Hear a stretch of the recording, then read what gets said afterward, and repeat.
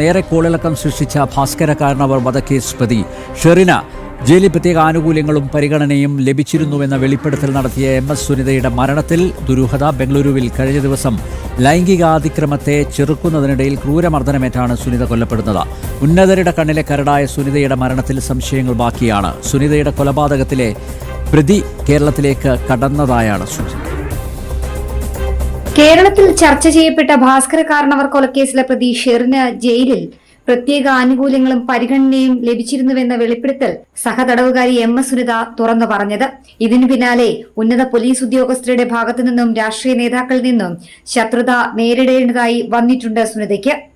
പല രീതിയിൽ സുനിതയെ വേട്ടയാടി. കഴിഞ്ഞ ദിവസമാണ് ബംഗളൂരുവിലെ നായ വളർത്തൽ കേന്ദ്രത്തിൽ ജോലി ചെയ്തിരുന്ന സുനിത ദുരൂഹ സാഹചര്യത്തിൽ മരിച്ചത്. ഈ കേന്ദ്രത്തിന്റെ നടത്തിപ്പുകാരനായ മലയാളി ലൈംഗിക അതിക്രമം നടത്തിയ ശേഷം ശാരീരികമായി ഉപദ്രവിച്ച് കൊലപ്പെടുത്തിയെന്നാണ് പ്രാഥമിക നിഗമനം. പോസ്റ്റ്മോർട്ടം റിപ്പോർട്ടടക്കം പുറത്തുവന്നാൽ മാത്രമേ യഥാർത്ഥ മരണകാരണം വ്യക്തമാകൂ. സുനിതയുടെ കൊലപാതകത്തിൽ ദുരൂഹതയും ഏറുകയാണ്. പ്രതിയെ കർണാടക പോലീസ് കണ്ടെത്താൻ ശ്രമം തുടരുന്നുണ്ട്. ഒരു അഭിമുഖത്തിന്റെ പേരിൽ വേട്ടയാടപ്പെട്ട യുവതിയോട് പകയും വൈരാഗ്യവുമുള്ള പലരുമുണ്ട്.